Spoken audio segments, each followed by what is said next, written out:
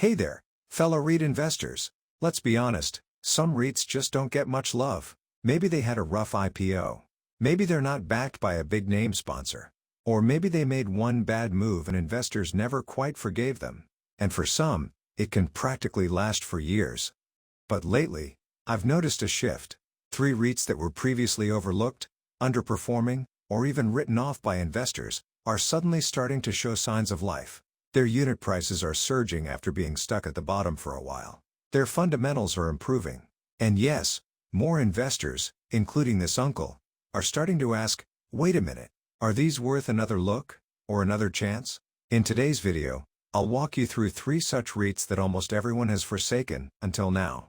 I'll discuss the triggers for each, the risks that still remain, and whether I personally think any of them deserve a spot in my portfolio, particularly my Satellite REIT portfolio, where I take more calculated, higher upside positions. But before we dive in, let me remind you that this video is for informational purposes only and not financial advice. Always do your own research and consult a licensed financial advisor before making any investment decisions. I own some of the REITs discussed, but what works for me might not work for you. Alright, let's get started, and I'm actually getting a little excited about this. OUE Commercial REIT. Interest savings help, but is it enough? OUE REIT owns a diversified portfolio of commercial and hospitality assets, all located in Singapore. Its properties include 3 Grade A office buildings, OUE Bayfront, 1 Raffles Place, and OUE Downtown Office, along with 2 hotels, Hilton Singapore Orchard and Crowne Plaza Changi Airport, and the retail-focused Mandarin Gallery Mall. Altogether, it offers exposure to both the corporate and tourism sectors, right in the heart of the CBD and Orchard Road. This is now a pure-play Singapore REIT, with a mix of commercial and hospitality assets in central locations. The earlier struggles. For years, OUE REIT struggled with market confidence. Its hospitality assets, while prime in location, were volatile, especially during COVID and its aftermath. Even as tourism recovered, RevPAR at Hilton Singapore Orchard came under pressure and declined 21% in 2024 and early 2025, due to new hotel supply and cautious consumer spending. At the same time, investors remained wary of its relatively high gearing and past dilutive capital management actions. The REIT also had to manage legacy concerns such as declining asset values for Lippo Plaza Shanghai, China, of around 30% decline in 2024. All this weighed on its valuation and sentiment for a long time. Why it's gaining attention now? But OUE REIT is finally catching investors' attention, and I think there are 2 big reasons behind this pivot. First, the REIT completed the divestment of Lippo Plaza Shanghai in December 2024. This was a long-time underperforming asset, and many investors had seen it as a drag on the portfolio. Its exit has allowed OUE REIT to refocus entirely on Singapore, which is increasingly seen as a strength rather than a limitation. In fact, Singapore REITs, especially those with prime CBD and retail assets, have outperformed in recent months as investor appetite shifts back towards stability and local yield plays. So this move wasn't just about cleaning up the portfolio, it symbolically marked OUE REIT's transition into a pure Singapore play, and the market has welcomed it. Second, the REIT has seen a sharp drop in interest expenses, which directly lifted its distribution. Cost of debt has been falling, and just in 1H 2025 alone, financing cost savings amounted to $9.4 million. This helped push DPU to 0.98 cents, a 5.4% increase year-on-year, and importantly, the first time DPU has risen after years of stagnation or decline. If we adjust for the fact that 1H 2024's payout included capital distributions, this increase becomes even more significant, signaling that this is not just a temporary blip, but a sign of fundamental improvement in income available for unitholders. Looking ahead, the REIT is set to refinance its $311 million share of the OUE Allianz Bayfront loan in 3Q 2025 at a lower cost, which management says should further reduce interest burden in FY 2026 and support future DPUs.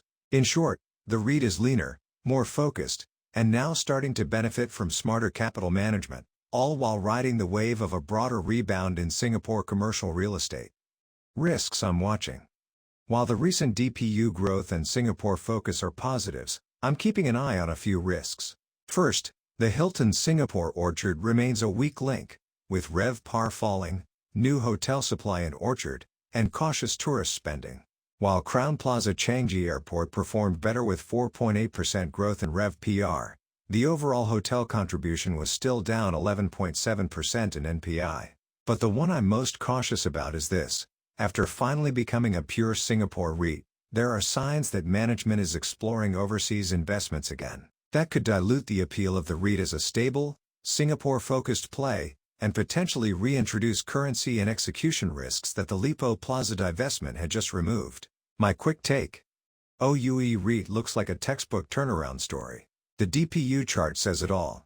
After years of flat or declining distributions, 1H 2025 is the first real pivot, and the market has taken notice. But I'm still watching it cautiously. While the office segment is resilient, the hotel segment remains shaky, and gearing in ICR remains a concern.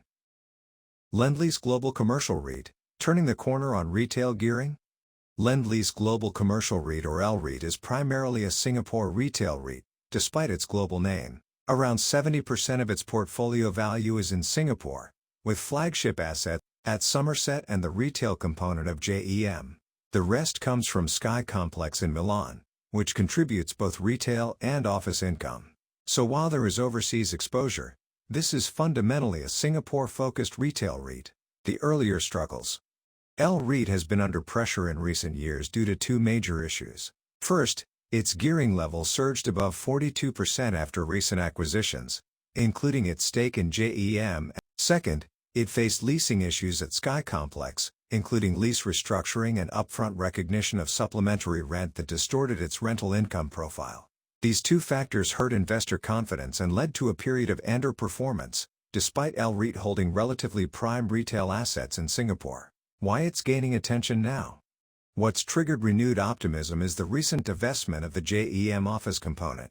In August, LREIT announced the sale of its 12-story office tower at JEM to Keppel for 462 million Singapore dollars, with proceeds used to reduce gearing from 42.6% to around 35% on a pro forma basis. This directly addresses one of the market's biggest concerns. I know I was excited by the news. At the same time, operations have started to stabilize. For the 2H FY 2025, DPU rose 1.8% year-on-year, and net property income grew 2.7%, showing early signs of recovery. The Milan property has also stopped being a drag, with the lease issues largely behind them, and forward rental income more predictable. In short, LREIT is gaining investor attention again because it is doing the right things, deleveraging, refocusing on Singapore retail, and slowly improving financial performance. This interest has resulted in tremendous share price gains of almost 25% over the past 6 months. Risks I'm watching. Still, certain concerns are still lingering in my mind. Even after the debt paydown from the JEM office sale, interest coverage ratio or ICR remains very low at just 1.6x. This raises red flags. I think this suggests that either property yields are too low, perhaps dragged down by prime Orchard Road Mall, or interest costs are too high for this small REIT, or both. Management has acknowledged this in a recent interview by Gerald Wong from Beansprout, which I scrutinized. The new CEO says they are working on it, which is promising, but this is a key number that will take time to resolve. Another risk is the potential for new acquisitions. Some analysts believe that with debt capacity improving, LREIT might start buying again. Personally, I think they should hold off and fix the ICR first. Fortunately, the management has not signaled any intention to make acquisitions soon, which I see as a positive sign of restraint. My quick take: LREIT is showing signs of discipline, and the JEM office divestment is a real step forward. It's not out of the woods yet, especially with that low ICR and still recovering DPU, but momentum is shifting in the right direction. Viewers of the Dividend Uncle channel will know that I already own LREIT, and that I personally like the quality of their underlying properties in Singapore. If the REIT can continue to reduce financing costs and stay selective in capital deployment, I may increase my holdings further. For now, I'm watching, and quietly cheering them on from the sidelines and enjoying the recent share price resurgence. Before we go on, if you found this video helpful, and you don't mind listening to this uncle share my honest views after doing all the legwork for my own investments, the best way to support the channel is to click that like button and subscribe. It's completely free. but every thumbs up puts a smile on my face. Like that extra scoop of Milo powder on a Milo dinosaur. United Hampshire US REIT, US grocery-anchored REIT turning the corner? United Hampshire US REIT, or UH REIT for short, is a Singapore-listed REIT that owns a portfolio of grocery-anchored retail centers and self-storage properties across the U.S. East Coast. Its tenants include large essential-focused brands like Walmart, Lowe's, BJ's Wholesale, Aldi, and other daily needs retailers. These aren't luxury malls. They're built around non-cyclical, need-based consumption. The earlier struggles. But let's not forget where this REIT came from. UH REIT listed on March 12, 2020, just as the COVID-19 pandemic was declared. Talk about unfortunate timing. Within days of its IPO, global markets collapsed, and U.S. retail REITs were among the hardest hit. Even though UH REIT focused on essential retail, that nuance was lost in the panic. It was treated like every other retail REIT, and its share price plunged, never recovering to its IPO price of 80 US cents. Beyond COVID, UH REIT also faced a wall of investor skepticism. It was a brand new REIT, with no track record in Singapore, and it came with 100% exposure to US retail, a sector long thought to be in structural decline due to e-commerce. There was also no big-name sponsor like Mapletree or CapitaLand behind it. So even though its assets were resilient, most investors just lumped it in with the riskier names. Add to that its poor trading liquidity, limited analyst coverage, and USD-denominated nature, and it's no surprise UH REIT fell into the too obscure, too illiquid bucket for many. And honestly, those perceptions are still lingering today. Why it's gaining attention? But recently, things have started to shift. UH REIT's latest results showed strong leasing momentum, with overall occupancy back above 95%. More importantly, the REIT completed its major debt refinancing, which removes a major overhang in a high-interest rate environment. That's a big sigh of relief for income investors who are worried about DPU compression. Despite its size, UH REIT has shown disciplined asset management, offloading underperforming properties and recycling capital to shore up the balance sheet. The DPU has stabilized, and the current forward yield is an eye-catching above 9%, even after its share price running up more than 10% over the past 3 months. What stands out to me is that this isn't some speculative retail REIT. It's anchored by essential service tenants, and many of its properties are in freehold suburban locations with low retail vacancy rates. In other words, the quality of the portfolio isn't as risky as the headline yield might suggest. Risks I'm watching. Of course, UH REIT is still a small-cap REIT with low trading liquidity, which may not suit every investor. It's also exposed to U.S. macro volatility, and as investors, we are exposed to potential declines in the USD. There's also a broader risk that's been on my mind: the potential impact of new U.S. tariffs, especially if they affect grocery supply chains or consumer goods. While UH REIT's tenants are largely in the essential retail space, at about 58.3%, cost pressures from tariffs could squeeze margins and eventually lead to softer rental negotiations or store closures. Even Walmart, the biggest groceries chain in the U.S., is citing higher costs going forward. This impact could be even more negative, particularly for value-focused tenants such as dollar stores, value grocery chains, for example Save a Lot, with limited pricing power.